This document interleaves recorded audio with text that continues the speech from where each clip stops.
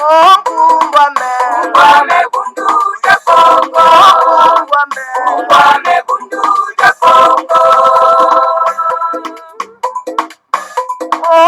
Ungwame bundu ja Kongo. Ungwame bundu ja Kongo.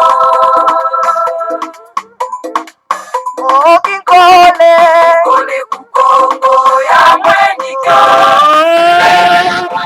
Kisole ina ya tena mane mumbandwe.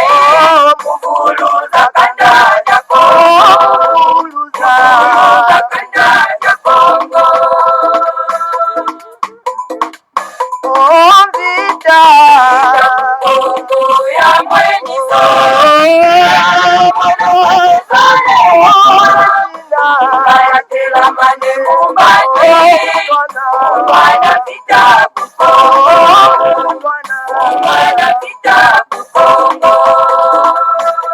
Mama batata bandeko balandi ya Kongo Bologna. Biso na toye lisusu tuka na ngomba ya Kairo. Bona ete tukuta solo pena kusopela bino. Wana ezali solo pena tuka musique. Il y a invocation.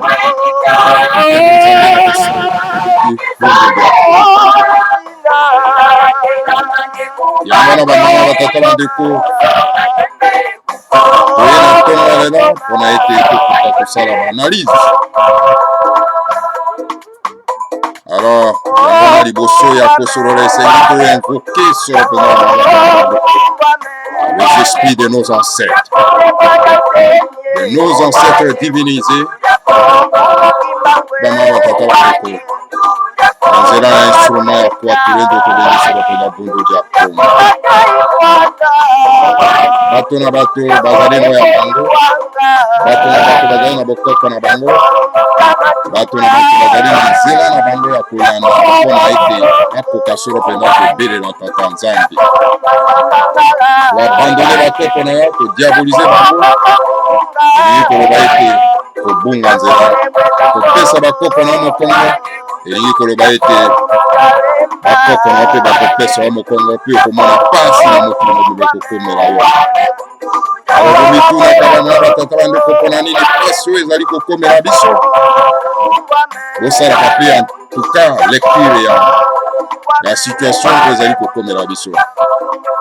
Parce que tozali solo pena mama batata bandeko kofuta kalma na mabe nyonso oyo bakoko na biso basalaki, c'est-à-dire ya kopesa mokongo na bakoko na biso pe solo pena en tout cas koembrasser bonzambe ya bapaya yango wana en tout cas mabe nyonso ezali kokomela biso pe tozali kofuta bakalma nango mama batata bandeko soki tolingi ete kalma oyo koka kosila esengeli totika solo pena en tout cas bonzambe na bapaya oyo en tout cas bakoko na biso en tout cas baembrasaki pe biso génération na biso tokomi kolanda yango. Alors soki totiki yango bama batata bandeko tala epapi kalma na biso ekoko sila bama batata bandeko.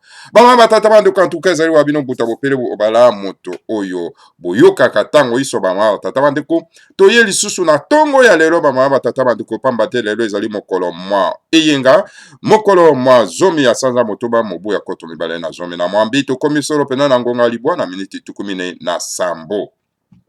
Alors bama batata bandeko bayenge balosako pe bambote na bino banso esengo lisusu akozala na bino bandeko bazelaki en tout cas toyoki Kongo bololo te ndenge nini en tout cas ba événement eza ko s'accélérer awa ba événement nini bandeko bayebisinga ezali likambo ya libération ya Bemba ya Monsieur Bemba. Alors lelo na tongo lelo tokosolola bisolo yango bama batata bandeko ya Monsieur Bemba bama batata bandeko mokonzi ya MLC bama batata bandeko tokosolola lelo en tout cas azalaki a quitté na CPI bama batata bandeko. Alors après tokokenda na avertissement en tout cas il y a le grand maître Fumomanda Semi et pas il y a Hippolyte Kanambe depuis 2017 bama batata bandeko toko yoka lisusu yango pamba te tokane ko consulter ba anal donc na archive ya le grand maître Fumomanda Semi toke ko zwa Congo die to wana komaki depuis 2017 ou pas apesa ki Hippolyte Kanambe avertissement alors donc voilà tokoti yango likolo ya mesa toyoka avertissement wana oyo les grands maîtres fumomanda asemi apesaki na Hippolyte Kanambe. Est ce que bandeko na biso baoyo balandaka biso est ce que bazwaki avertissement wana bayokaki yango? Alors est ce que Hippolyte Kanambe ayokaki avertissement les grands maîtres fumomanda asemi? Effectivement oui, ayokaki yango bamama batata bandeko, donc mutu makasi matoyi mambongi. Alors donc voilà ye wana afandi toujours na kati na mboka na biso. Alors bamama batata bandeko bana lisanga antimanti, donc lelo tokosolola likambo etali libération. Libération bamama batata bandeko ya Monsieur Bemba. Monsieur Bemba azali mokonzi soro penda MLC.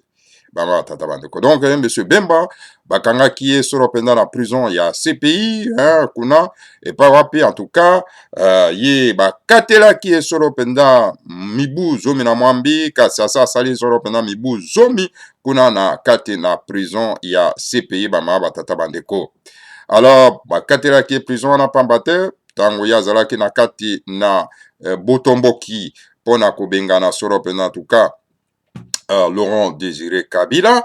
Alors donc voilà soudan na ye kendaki soro penda na mboka ya Centrafrique pona kosunga soro penda patase wazalaki mokonzi kuna na kati na mboka ya Centrafrique epa wapi esika oyo wapi balingaki kosala ye coup d'état bamama batata bandeko. Paraît-il que kuna na kati na République centrafricaine, basoda ya Bemba, en tout cas, basalaki, actions, donc, ya pillage, ya vol, ya assassinat, ya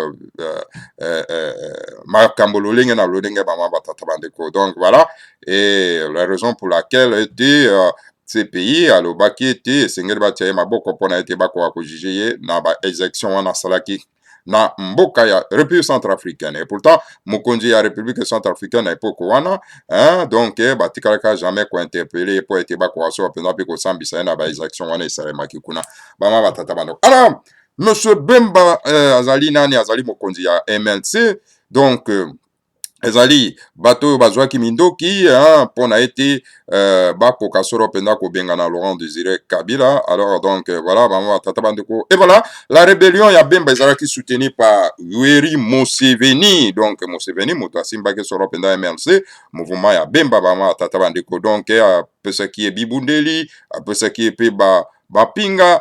Alors donc voilà bango wana bakotaki soro penda na botomboki pona kobengana soro penda en tout cas Laurent Désiré Kabila.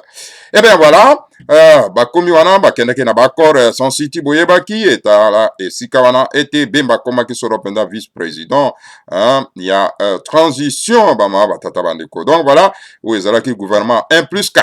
Bon voilà. Et voilà na maponami yaki kosalema bama tata bandeko na kati ya bamaponami wana bama batata bandeko bana lisanga antimanti. Donc boyebi yango très bien ndenge likaki Bemba effectivement alongaki maponami bama batata bandeko lokola pe paya oyo en tout cas batiaki Hippolyte Kanambe bama batata bandeko boyebaki Hippolyte Kanambe c'est un tout rwandais. Alors kombo na ye Hippolyte Kanambe kombo na ye ya lokuta oyo balatisaki ye po ete aya kokosa bakongolais kombo na ye batiaki ezali Joseph Kabila oyo bandeko na biso bana somi ya mboka ya Congo ti lelo bazobenga ye toujours na kombo na Joseph Kabila. Ça veut dire que bandimi na bango bakosa bango, bandimi na bango bakosa mama tata bandeko.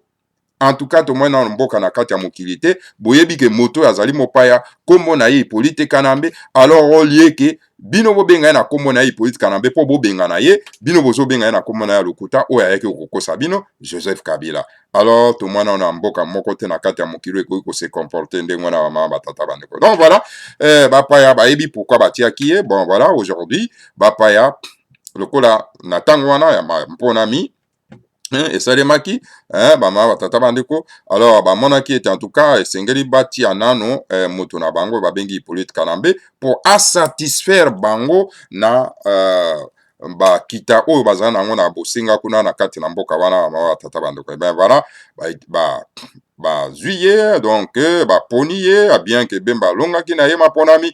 Alors babi non yo en tout cas yo te tout le monde on dirait que yo oza mwa clairvoyant. Alors tika tozwa nano mwana ya tuti oyo azali mopaya comme ça bubela biso bana somi ya mboka ya Congo bama batata bandeko comme ça tokoka so penda koutilize ye mpona kopie koyiba kosasa kobrade mabere mabiso ama batata bandeko. Voilà la raison pour laquelle en tout cas soit il y a bango mona ki ba Louis Michel, hein, tous ces mondes là mama batata bandeko, hein, soit na bango basala ki sur Hippolyte Kanambe. Et ben voilà, donc là que soit na bango ezaki sur Hippolyte Kanambe. Oui, ben écoutez, ceux qui, Monsieur Bemba vendait toujours awa, donc, et kozala moi, jeune mingi, pona, mwana mosala na biso, et sengeli to tia maboko na epoto kwa koti na ye solo penda, en tout cas na boloko na CPI. Yango bo monaki, donc, ba kangaki, ba kei kotia ye na prison, et lero, na surprise na biso général, donc, ba quitté ye, ba ma batata bandeko, après avoir purgé 10 ans, il y a peine pour rien, il y a ofélé, na kati na CI. Na CPI, je vais dire. Eh bien, voilà. Bama batata bandeko. Donc, motabanda ko financer, donc, mosala wana, hein, yaki, Bemba vandaka toujours kuna na prison, donc, Hippolyte Kanambe. Hein, Hippolyte Kanambe, azo ko financer, donc, CPI, de façon que ba maintenir toujours Bemba na kati, ya prison pour ya ko continuer, ko brader, mabele ya bana somi ya mboka ya Congo, ma batata bandeko. Et alors, la question to na lelo, au lieu que to se réjouir toujours, hein, n'est-ce pas, parce que sengeli to sala rappel analyse, au lieu que to bemaka ka to sepeli, alors mi question to na lelo.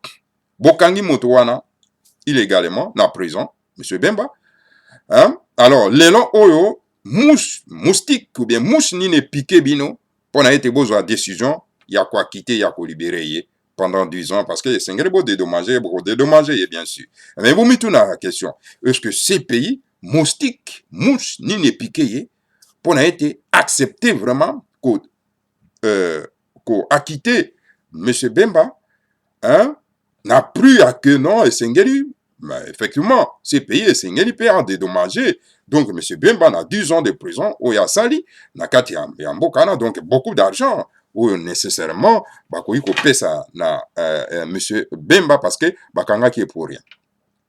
Alors donc voilà question to komi tout nande yango na mama batata bandeko. Et voilà ce qui totali malamu to komona été en tout cas moto na bango oyo ba tiaki na kati na bokonzi na kati na Congo Hippolyte Kanambe alias Joseph Kabila ba moni été en tout cas abandi ko échapper na contrôle na bango. Hippolyte Kanambe a commis échapper na contrôle na bango parce que a commis allié ya ba chinois, a commis allié ya ba russe, hein, bozo mona donc ba délégation zo kenda solo penda na Chine, zo kenda na Russe pona kozwa ba bibundeli ba ma batata bandeko pona été ba implanté en tout cas mopaya wana très bien na kati ya mboka na biso ba ma batata bandeko. Eh bien voilà. Bateau batiaki Hippolyte Kanambe na kati ya bokonzi, donc les occidentaux, hein, bien sûr, bah ma batata bandeko, c'est les américains, le russe, le français, je veux dire les belges, les anglais, tous ces mondes-là où batiaki Hippolyte Kanambe na kati na pouvoir, bah comme qu'on constate que non, mais écoutez, Bouto a comme qu'on échappé na contrôle na biso. Alors donc, a comme qu'on s'entêtait, a comme qu'on ma tête dure. Alors donc voilà, tokeito bimsa sukoyo. Donc, adversaire naïe. Donc, bah, quelque chose, pinet de réserve. Donc, M. Bemba qui était en prison dans ces pays était que tout simplement pinet de réserve, il y a, bah, occidentaux pour bah, ça là, bah, satisfaire. Donc, moi, na mosa na bango, bah, que na kati na mboka na biso, na bokonzi na mboka na biso, na komba Hippolyte Kanambe. Alors, donc, pour bah, satisfaire, donc, marionnette na bango, hein, mopayawana, donc, voilà. Et Sengeli, bazwa sikoyo, adversaire na ye, batia ye sikoyo na CPI, na prison, pour avant d'akuna pour adversaire, donc, moto na bango, a azala genete, na mosala oyo, ya ko sala ko brade mabe na biso. Mais les loyo, ba constater que non, mais il y a un danger dans le sens que, mais écoutez, moto na ko échapper na contrôle na biso, parce que, a commis na milliards de dollars, alors, aza ko corrompre tout le monde, alors, donc, moto na ko échapper na contrôle na biso, a comme te ka ba iranyo, mais na ba pays oyo biso to lingité, alors, donc, Sengeli to se débarrasser na ba mata. Est-ce que ezali a solo ba ngi ko se débarrasser na ye? Est-ce que, Kobimisa, monsieur Bemba, pona été, hein, akoka koya, na mboka wana, ezali pona ni, kotia pression Hippolyte Kanambe, oya ke lobe, bon, loko yo sara bongo, to bimisi sikoyo, ennemi na yo, alors, sikoyo, tokotala soki, okovana isusu na mboka wana. Bama watata bandeko bana lisanga atimati. Eh ben voilà, bautilisaka biso toujours comme d'habitude bamama batata bandeko, mais nakanisi monsieur Bemba ekote aye kuna place akvandaki 10 ans de prison na kati ya CPI bamama batata bandeko. Donc voilà, ekokoma ani bamama batata bandeko. Donc la guerre étant entendue ekoséclater na kati ya mboka na biso bamama batata bandeko, hein, boyebi malamu ete hein, nani Hippolyte Kanambe aza ko zwa bibundeli de gauche à droite et pas ba russe pe pa ya ba chinois, hein, parce que soki toyokaki déclaration ya Poutine oyo alobaki ete en tout cas nini banani aza ko comparer donc la Syrie na nini na République démocratique du Congo. Ok, on peut pas comparer les deux pays parce que na Syrie donc ezali moto azali ko konza mboka ezali mwana mboka. Donc nani Assad azali mwana mboka. Tandis que na mboka na biso ya République démocratique du Congo, moto azali ko konza mboka na biso c'est un étranger, un imposteur, un faussaire, Hippolyte Kanambe mwana tuti rwandais, mboka na ezali la République démocratique du Congo te, ba occidentaux ba tiaki wana tout simplement pour que asunga bango pour abrader mabele ya République démocratique du Congo, pour ba piller très bien la richesse ya République démocratique du Congo. Donc on ne peut pas comparer. Alors, tango yo bana mboka bakolo mboka batelemi pona ete bakoka kobengana faussaire parce que bakosaki bango sikoyo ba comprendre que non on était vraiment trompé pendant plusieurs années. Alors donc moto azalaka donc mopaya esengeli totema tobengana ye. Alors donc bino ba russe na ba chinois bo ya pona ko maintenir ye ezali vraiment de mauvaise foi parce que situation biso to komi na yango tozali bato ya liboso te tomonaki na Pérou bazalaki na situation wana et pas wapi en tout cas Fujimori oyo azalaki solo mpenza japonais akendaki kokonza bango pendant 2 mois ya baélection kuna bamama batata bandeko. Mais tango baimboka bapéruvien bayi kokonstate que non mais écoutez moto oyo aza kokonza biso c'est un étranger, alors basalaki nini batelemaki mpona kobengana ye bamama batata bandeko. Alors Fujimori arésistaki te mpona kokima azongaki na mboka na ye na Japon. Alors en tout cas bapéruvien en tout cas batikalaki susu nsima te babi non tokolanda ye pa nyonso kokenda parce que tia nous a trompé et puis oyibi kita na biso oyibi opie mboka oyo tokolanda o te esika nyonso kokenda. Alors bautiliser en tout cas mobeko ya charte des Nations Unies oyo elobaki ete en tout cas mopaya koki kokenda kokonza mboka mosusu te bamama batata bandeko. Mobeko wana ebimaki tango na nsima ya deuxième guerre mondiale bamama batata bandeko bana lisanga ya timanti. Alors yango wana batiaki mobeko wana. Alors na mobeko wana na koutilize mobeko wana bamama batata bandeko nde bakendaki kosala plainte na bango na Nations Unies esika wapi en tout cas Nations Unies andimaki plainte na bango bakendaki solo pena mama batata bandeko kolanda Fujimori tikuna epai akendaki solo pena en tout cas kokima na mboka na ye na Japon tala epai wapi basilaki kotia maboko na Fujimori esika wapi akendaki kopirige peine na ye bamama batata bandeko.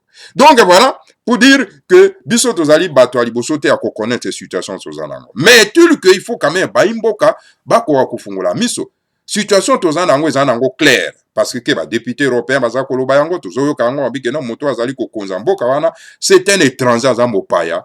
Alors bana mboka esengeli bakoka kobengana ye po ete bakoka korécupérer bosomi na bango. Donc voilà le problème ezali cela veut dire que donc souveraineté na biso ezali mise en cause bamama batata bandeko. Alors par qui? Par cet imposteur, ce faussaire oyo avandi na kati ya mboka na biso bamama batata bandeko. C'est pour cette raison baimboka esengeli en tout cas kosangana kozala liboke moko comme un seul homme pona kobengana mopaya oyo afandeli biso na kati ya mboka. Alors voilà bamama batata bandeko, donc voilà situation oyo ya Bemba oyo ba occidentaux baza kobimisa ye baakite ye na ces pays. Donc ezali po ke bazwa ye po bakenda koutiliser ye contre Hippolyte Kanambe oyo aza koéchapper na bango na contrôle. Alors donc na tango wana ekozala non violence te bamama batata bandeko ekokoma donc violence ya kosakana te bamama batata bandeko. Donc epapi en tout cas Hippolyte Kanambe soka ke pacifiquement te toyebi ete Hippolyte Kanambe azala ta na likanisi ya kokende te ya kotika mboka wana pacifiquement te bamama batata bandeko. Donc akokenda pas la violence. Alors c'est pour cette raison aza kozwa bibundeli ebele eza kouta na Chine pe na Russie. Alors pona ko se préparer na éventuelle guerre wana bamama batata bandeko boyebi ba occidentaux bango pe bakotika bras croisés te. Donc voilà bako utiliser nani Monsieur Bemba oyo azali un ancien guerrier pona ete bakoka solo penda ko détruire mboka na biso. Donc 2 éléphants baya ko 4 éléphants baya ko se frapper hein na kati ya mboka na biso. Donc souffrance koza ba nzete na biso, ba matiti na biso, ba ndeko na biso, ba nyama na biso, biloko na biso nde kozala détruit ba mama batata bandeko bana lisanga antimati. Voilà, ezali likambo peut-être il y a qu'on se réjouir que bon, oui effectivement qu'on se réjouit dans le sens que bon, ndeko abimi na prison, hein, d'accord, mais où ezali simawana, ezali nde mama na likambo ba mama batata bandeko bana lisanga antimati. Nyonso wana parce que la classe politique congolaise est médiocre, sauf que la classe politique congolaise n'était pas médiocre, on n'allait pas arriver dans le stade où voilà le résultat, il y a classe politique médiocre. Baza koyebate ko combattre non pas un faussaire un tuti rwandais na kati na mutu amboka ma tata bandeko baza ko benga inde bakena na maponami et pourtant bayebi très bien que en tout cas c'est un individu, c'est un imposteur, c'est faussaire n'a pas l'intention d'organiser des élections ou il pas wapi moko soro pena akokenda ma tata bandeko. Voilà. En tout cas, ça l'intention parce que y a pas un autre candidat oyo a remplacer Hippolyte Kanambe parce que na koyoka ka information net na TV5 okoyoka baza kolobaka ete en tout cas babimisi Bemba pona ete akenda kwa affronter na maponami na monsieur Hippolyte Kanambe alias José Kabila. Donc tango bango baza ko tanga komba Hippolyte Kanambe alias José Kabila, cela veut dire que donc Batouana Bazana, candidat Moussousouté, candidat na bango kaka Hippolyte Kanambe, bien que il y a la violation, il y a constitution Bekoli Kondi. Alors, bongo ba politicien en boka, hein, tout comme moi bango bazako sala de gauche à droite, ba va et vient, hein, donc tout ça comme moi na bango, ba failo, ba banane, ba chilombo, ba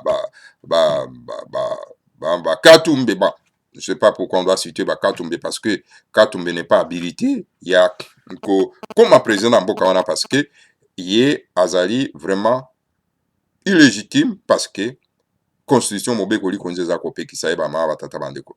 Donc voilà situation tozana yango yangwana batata bandeko classe politique médiocre yangwana ezo sala mosalate ya ko combattre dans pas les faussaires hein Hippolyte Kanambe lokola ndenge le grand maître Fumumanda Nsemi azali ko sala ma batata bandeko. Donc voilà mama batata bandeko. Donc l'aider donc monsieur Bemba et monsieur Hippolyte Kanambe alias José Kabila bango surtout bazali au service ya bapaya mais bazali au service ya baimbokate mama batata bandeko bana lisanga timati. Alors yangwana totalaka peut-être le moins de mal mama batata bandeko moins de mal. Donc moins de mal peut-être monsieur Bemba alors turque bango tout bazali toujours au service n'est-ce pas il y a bapaya bama batata. C'est pour cette raison la situation tozana ngwe sengeli bana mboka ba s'approprier mboka na bango. Il faut que l'on molimo oyo babengi mpeve ya vonga. Mpeve ya vonga ilingi koloba molimo ya bobangi. Hein? Mpeve ya vonga. Wana esika bandeko na biso ba bena Congo balobaka ba mama batatu bandeko mpeve ya vonga na ebite soki na tangi yango malamu na kanisa ezali kaka bongo molimo ya bobangi ezaka malamu te etambusaka mboka te ba mama batata bandeko faut kolongola molimo ya bobangi.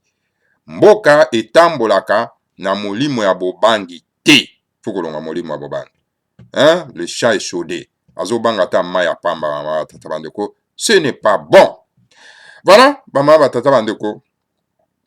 Ngana komi interniser mingi te na kati ya situation oyo kasi sengeli biso surtout to sala analyse wana toyebake makambo ezokenda lolenge mosusu.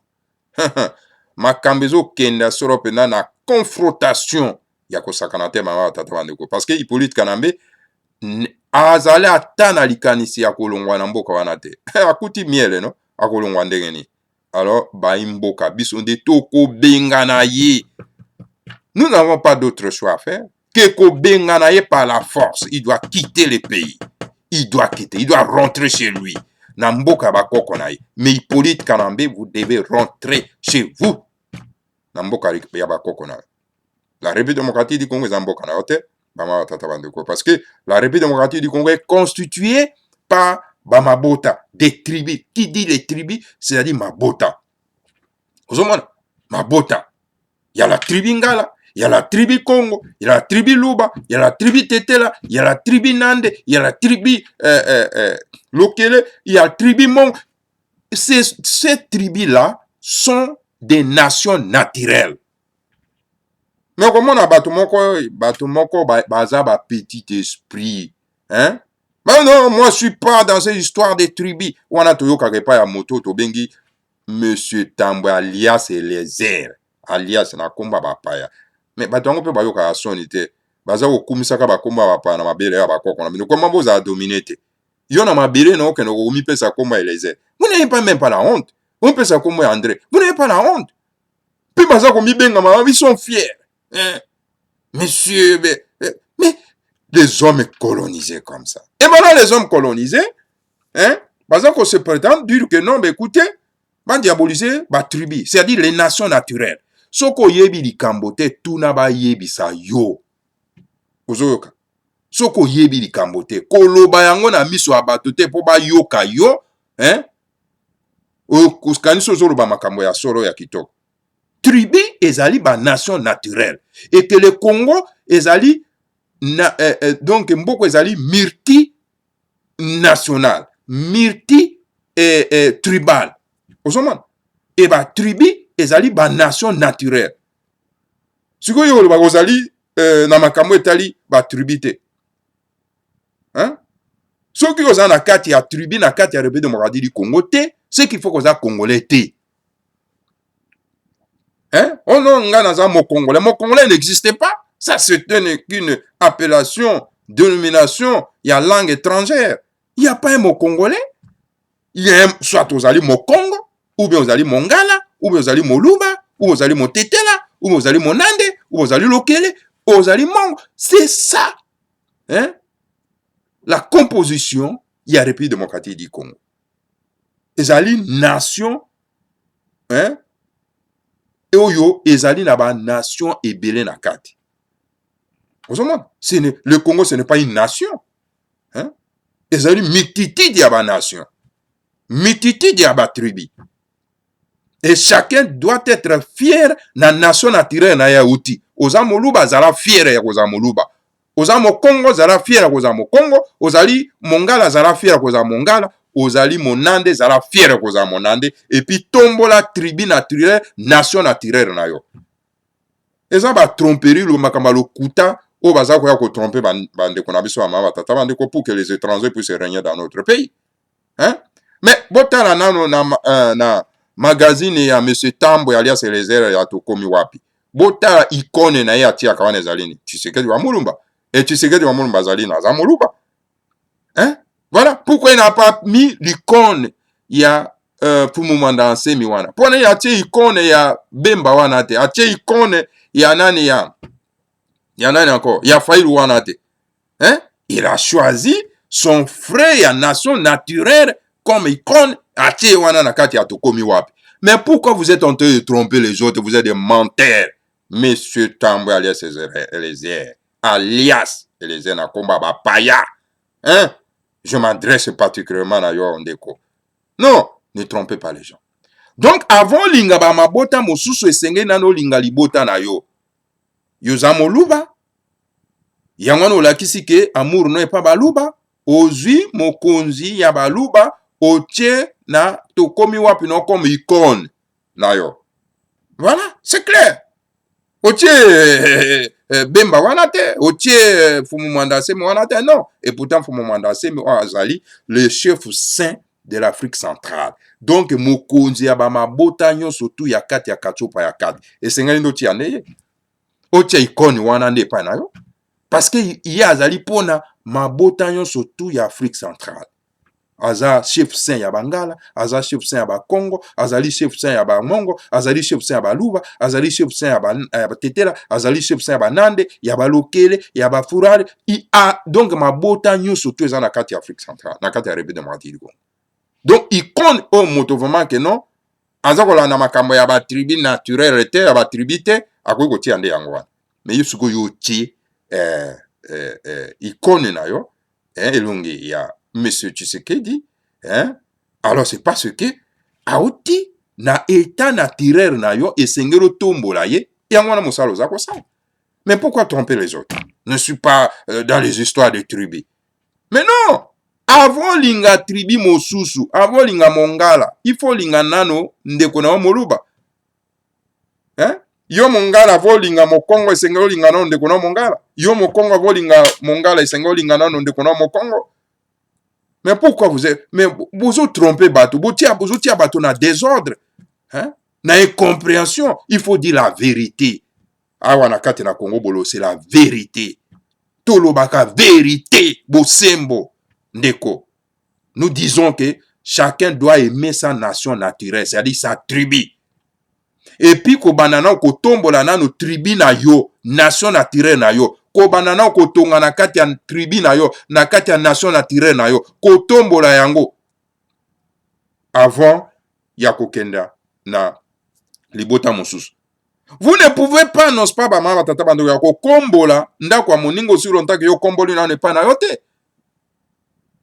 Voilà le kuta mama tata bandeko. Wo vana vyoka soko kosileka na ndenge bandeko na biso babe na Congo. Ba Congo balobaka bama tata bandeko. Voilà bama tata bandeko bana somi ya lisanga antimati. Situation tozana yango yango wana bama tata bandeko. Il y a l'ikamwetali libération. Il y a Monsieur Bemba. Voilà, toko s'éterniser na esika wanate. Toko yeba kosala banalize yango. Mikro mizali koya lisusu bama tata bandeko to observer situation ndenge nini ezali kokenda bama tata bandeko. Surtout toko zela solo penda makomi ya les grands maîtres pour moment en semi total maye oyo parce que ba événement ezali koleka ebele hein parce qu'il est en train de travailler spirituellement, physiquement, pour la libération, il y a République démocratique du Congo. Voilà. Bama batata bandeko bana lisanga antimanti, wana ezalaki solo penda en tout cas, maye oyo concernant libération ya Bemba, na kokai solo penda ko pesa bino yango bama batata bandeko, siko to kenda na avertissement. Avertissement, il y a donc, il y a Fumomanda Semi, et pas il y a Hippolyte Kanambe, alias Joseph Kabila. Alors, na esika oyo, bama batata bandeko, tokoka soro penda kutanga yango na bokebi nyonso, parce que sengeli to fungola bon moment sano, en tout cas, page, il y a internet, pour n'être tokoka soro penda en tout cas, ko tangela bino yango, na bokebi nyonso, na bandeko na biso banso oyo ba landaka vraiment Congo bololo. Donc ok, le grand maître Mondansemi donne un avertissement divin à Hippolyte Kanambe, le faussaire tout rwandais en République démocratique du Congo. Pour Mondansemi depuis 2017 après ça qui déjà avertissement. Est-ce que boyoka ki yango avertissement et pas Hippolyte Kanambe ou azali un faussaire moto na lokuta moyibi moto oyaye kokosa ba congolais ou azali mtuti rwandais na kati na République démocratique du Congo. Hippolyte Kanambe a fait tuer Laurent Désiré Kabila. Hippolyte Kanambe a fait massacrer 1 millier d'adeptes de Bundu dia Congo au Congo central et les a fait jeter dans des fosses communes sous les soins du général Raus, un général zambien naturalisé belge. Le grand maître Fumanda Malobi, Hippolyte Kanambe azali moto ya boma Laurent Désiré Kabila. Voyez bien mon madame. Hippolyte Kanambe azali moto oya massacré badepte ya Bundu dia Congo ebele na kati ya Congo central. Et puis abwaka bango na kati na mabulu esika wapi moto yo tobengi général Raus oyo azali zambien naturalisé belge aye na mboka na biso illégalement kosala terrorisme ko terroriser bandeko na biso ba batata bandeko oyo asungaki Hippolyte Kanambe pona ko massacrer bandeko na biso ya Bundu dia Congo. Voilà ba batata bandeko bana lisanga antimanti wana nde situation tozana yango ya Hippolyte Kanambe ndenge nini le grand maître Fumanda Nsemi azako pesa ye soro penda avertissement mama tata bandeko. Tika toko banano kotanga malem mama tata bandeko. Hippolyte Kanambe a fait massacrer des milliers de Congolais dans la région de Kinshasa. Les a fait jeter dans de fosses communes. Hippolyte Kanambe a fait massacrer actuellement des milliers de Balouba et les a fait jeter dans des fosses communes. Car les Tutsi-Rwandais veulent mettre main basse à la terre du sud de Kasaï, pleine de diamants. Vous voyez bien? Situation toza na mboka yo kata Chilombo koloba te na massacre oyo Hippolyte Kanambe azosala na mboka na ye. Chilombo mboka na ye naturel ezali Kasaï. Alors Hippolyte Kanambe a fait massacrer des milliers de Kasaïens. Des milliers de Congolais d'abord, à Boaki Bango na Mabulu, des milliers de Bakasaïens, à Boaki Bango na Bafos commune. Alors donc a massacré bateau na lo lenge moko kosakana te. To moni na no moto na kate na mokili azako massacrer bato lokola ndenge moto wana salite ba mama tata bande. Pona nini? Azako massacrer ba Kasaïen parce que po azwa lo lenge ya ko récupérer ba diamant o ezali na kati ya mboka wana. Tellement que ba kenda ko découvrir le jugement ba diamant na Kasaï wana mama tata bande ko. Alors donc Hippolyte Kanambe a ke ko massacrer bato po récupérer parti wana ya mabele po te akoka ko piller diamant ezali wana pesa yango na ba compagnie multinationale. Mais yo mwana ya mboka ya kuna oko ko terme créneau te po dénoncer situation wana ovandi nye okongo benga bango ba voisin na yo ba ene 11 mais écoutez, ce sont les ennemis oko benga bango ba voisin te. Monsieur Chilombo, quand Hippolyte Kanambe a entendu qu'il y a des journalistes blancs qui sont entrés d'enquêter au Kasaï, il a ordonné à ses collabos kassaïens de massacrer ces blancs. Sinon, ils vont amener l'information du massacre des Kassaïens à l'extérieur. Tanga yoki kaka keno, banani ba envoyé ya Nations Unies, ko bakendaki wana, Macédoine anglais wana, américain wana. Bakendaki kuna po ete bakenda ko enquêter ba massacre oyo to ba yoki ezoko salema na Kasaï parce que makila ya ba Kasaï eleli egangi tina libanda. Alors donc esengeli onia ko kotinda de agent na bango po bakoya ko kenda ko enquêter situation wana ndenge ni eza koleka. Tango bango mibale bakomi kuna ale ba massacre bango nyonso tu mibale ba ma batata bandeko. Osier et aussi ya communauté internationale. Eza matata ba ma batata bandeko. Eza matata. Donc pona nini parce que information o bango bakendaki kozwa kuna ekoma na libanda te. Alors donc il faut ko étouffer l'information wana. Bamende ba criminel ya kosakana te. Hein? Ba oyo bakalunda motoba alias Caleb. En tout cas, tara bato bangwanda ba forma ba ma batata bandeko. Ko former ba criminel ndenge wana. Ainsi, dira un collabo, je vais dire, un collabo d'Hippolyte Kanambe au Kasaï, le président Kabila nous a donné la permission de tuer ces blancs. Un collabo, il y a oui, bamboka nyonso tu ezaka na ba collabo. Hein? Il faut mon paya azwa kaka ba collabo kaka bana mboka po utiliser bango pour aboma bandeko na bango. Mais c'est grave, ce que bozo sala mosala wana, ça le besoin wana. Mais diable wana a retourné contre Bino un jour. Alors voilà, collabo à Hippolyte Kanambe, toujours un Kasaïen. À lobby, à terme à lobby que non. Hippolyte Kanambe a fait sa permission à Koboma. Mindele wana. C'est grave.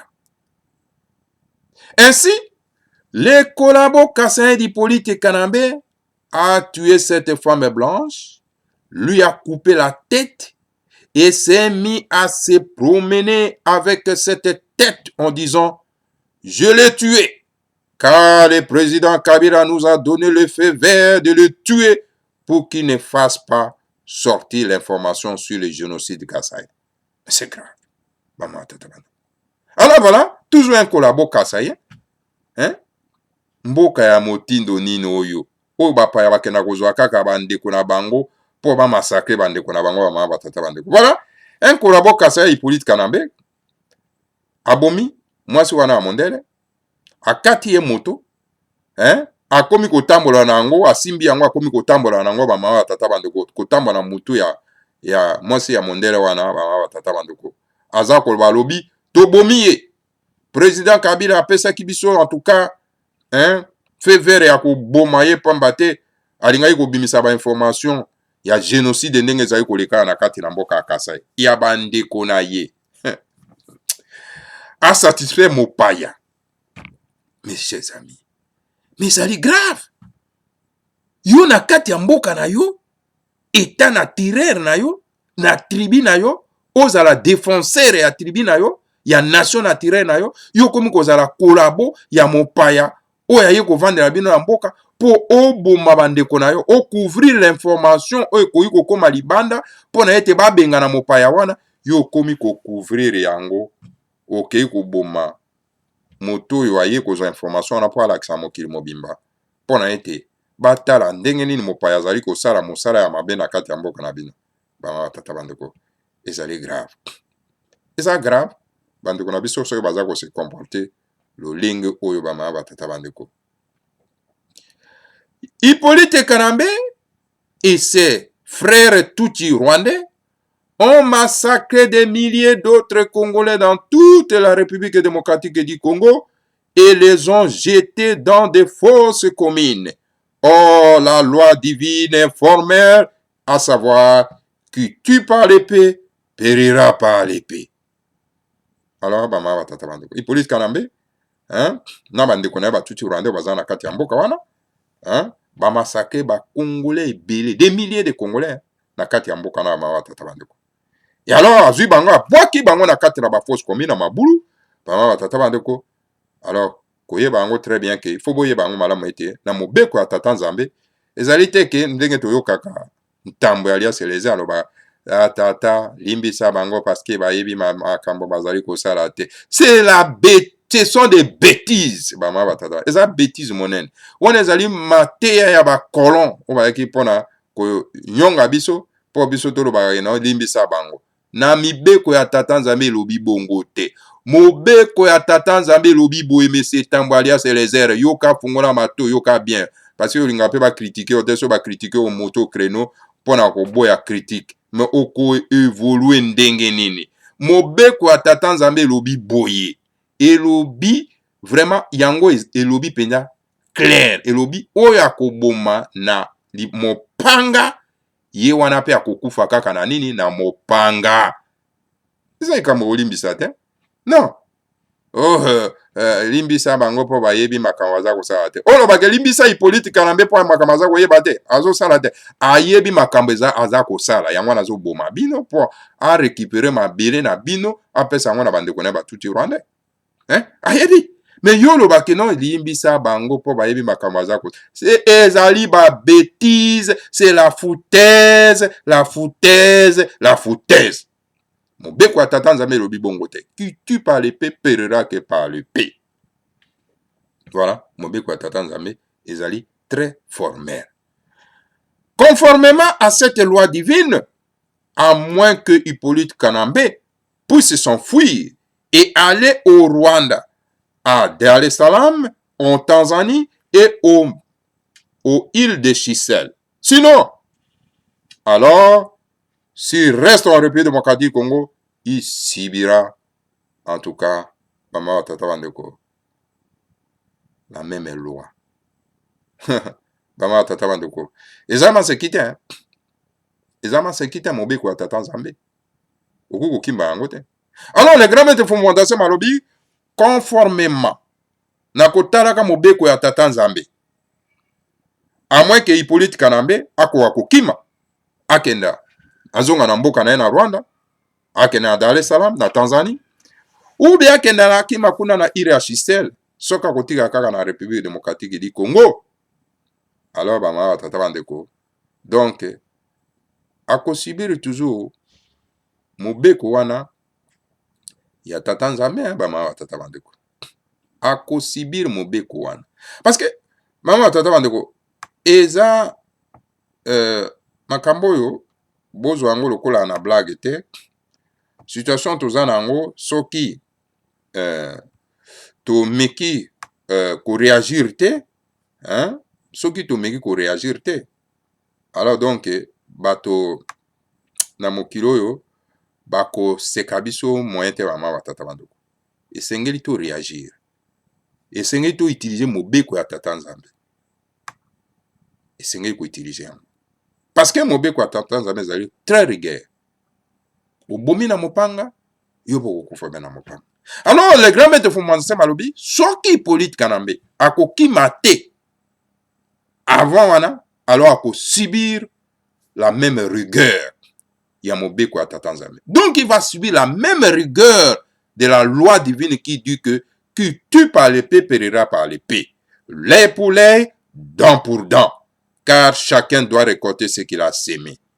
Wosovuna dia filu ya diuna lomba meno ingeta ibobo ibobo. Donc voilà, ce qui Hippolyte Kanambe a remis qui mérate, a subi la même loi mobeko ya tata nzambe o elobi ete o ya koboma na mopanga yepe wana akokufa baya na mopanga. Diso na diso, lino na lino. Alors donc esengeli kaka obuka oyo loni pama batata bandeko. Yangwana na babe na Kongo bango balobaka, na bokoko na biso bangala pe tolobaka, babiso bangombe tolobaka ete oyo aliaka makala ye wana kaka azalaka mino ya koyinda. Bango batata bandeko ingeta ibobo ibobo. Owana ezali avertissement. Le grand maître Fumwanza m'apesaki na Hippolyte Kanambe depuis le 4 septembre 2017 bama batata bandeko. Voilà. Qui vivra verra. Bama batata bandeko. Donc voilà, mama batata bandeko bazaki na connaissance na ngote esengeli bakwa kozwa connaissance ya avertissement. Le grand maître Fumwanza apesaki solo pena na Hippolyte Kanambe bama batata bandeko na kanisi boyoki yango très très bien. Avertissement, il y a le grand maître Fumwanza mais depuis 2017. Voilà, wanande to sukisi pour na mokolo mwalera bama batata bandeko. Donc voilà, parce que bandeko bazelaki to bayoka pe réaction ya Congo bololo pambate bandeko mosusu balobaki kasi Congo bololo bayoki Congo bololo te. Voilà, bama batata bandeko oto memelaki bino na tongo ya lelo. Alors voilà, bobo sanate bama batata bandeko donc na bandeko na biso oyo baza ko souffrir na hémorroïde ba benga biso na WhatsApp. Donc na téléphone ya WhatsApp ezali wana na chaque vidéo na se téléphone ya WhatsApp ezali wana bo benga biso o baza ko souffrir na boko na hémorroïde. Alors ba benga biso pona kozwa soins médicaux, soins kisi ya kitoko oyo bozana ngona bosenga à prix moins cher bama batata bandeko ezali te kende bazo tekela bino ba $500 ou ba $400 ou ba $300. Non non non non non non. Voilà, non. On a besoin bandeko na biso ba koma na bonne santé. Alors il faut tekela bango qui suit o ezali ko bikisa bango na prix abordable. Bama batata bandeko. Donc voilà, qui très efficace, à un prix abordable. Donc oyo okoza gere nango makamba kataka isusu ba michopa ezali isusu te bama tata bandeko. Donc kisi oyo kosisa hémorroïde ezali awa na kati na Congo bololo benga biso pona ete okoka kozwa solo pena mon nom oyo ozana ngona bosenga. Voilà mama batata bandeko, que le Seigneur na Congo vous bénisse tous, bénisse Fumwanza et bénisse la République fédérale du Congo. Voilà, mama batata bandeko tukutana bino mbala sima ingeta ibobo e ibobo. Ngwame bundu ya Kongo. Ngwame bundu ya Kongo.